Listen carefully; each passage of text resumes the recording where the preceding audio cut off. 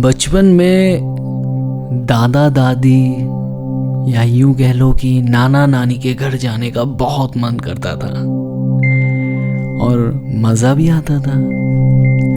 Welcome to the channel मेरी जान बातें, जहाँ पर आज बातें हम खुद के घर की नहीं बल्कि छुट्टियों में नाना नानी के घर जाना या फिर दादा दादी के घर जाना या किसी ऐसे रिलेटिव के घर जाना जहाँ पर आपको बहुत अच्छा लगता था। स्पेशली मुझे सबसे अच्छा लगता था नानी के घर जाना, क्योंकि साल में सिर्फ एक बार जाने को मिलता था और वो था छुट्टियों में। जी हाँ, गर्मियों की छुट्टी जब लगेगी तो ही हम वहाँ पर जा पाएंगे। बस फिर क्या था, जैसी गर्मी की छुट्टी लगती थी वैसे ही ट्रेन पकड़कर मैं, मम्मी और मेरा भाई तीनों निकल पड़ते थे।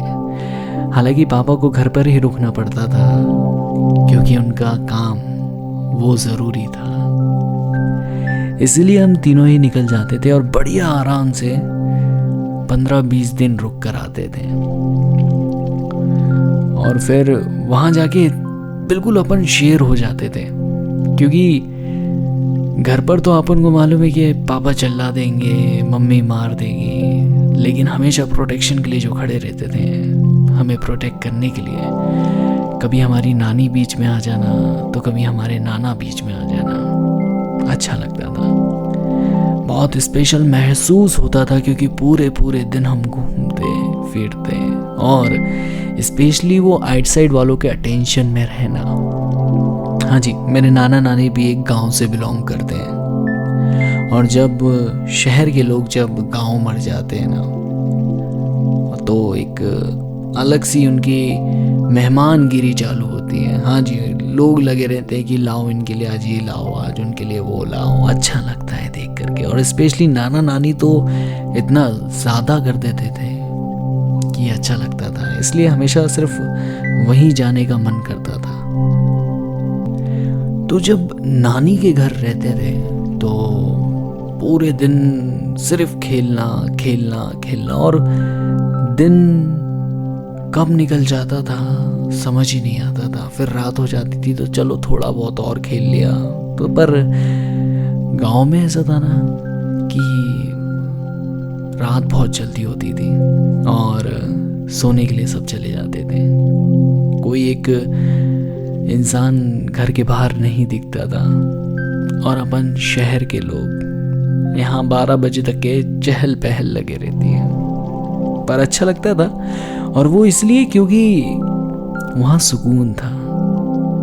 जी हाँ, डांटने वाला कोई नहीं था ना, सिर्फ हमें प्यार करने वाला थे। स्पेशल अटेंशन जो मिलती थी हमें। हाँ, और फिर सबसे ज़्यादा बुरा कब लगता था कि यार अब सिर्फ हमको मालूम है कि परसों तो हम अपने घर वापस चले जाएंगे।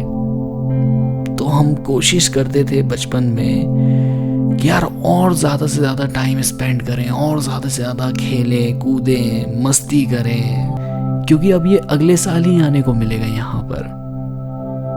बस फिर क्या था, वो वक्त आ जाता है जब नाना नानी रो रहे होते हैं, मम्मी रो रही होती हैं और इनको देख करके अपन भी थोड़े से भावुक हो जाते हैं, क्योंकि अब रेलवे स्टेशन जाने का टाइम आ गया था, वापस अपने घर। जी हाँ, चले जाते हैं हम अपने घर। और नानी या फिर नाना हाथ में पैसे देना जाते वक्त तो वो पैसों का एक अलग खुशी होती थी कि चलो यार घर जा कर के ना ये चीज़ तो खरीदना है मेरे को। लेकिन दुख उससे ज़्यादा हुआ करता था, वो इसलिए क्योंकि यार याद आती है। हाँ, लेकिन अब जब बड़े हो गए ना हम लोग तो अब तो साल साल हो जाता है कि हम नाना नानी के घर नहीं जाते। हाँ जी, काम में इतने व्यस्त हो जाना।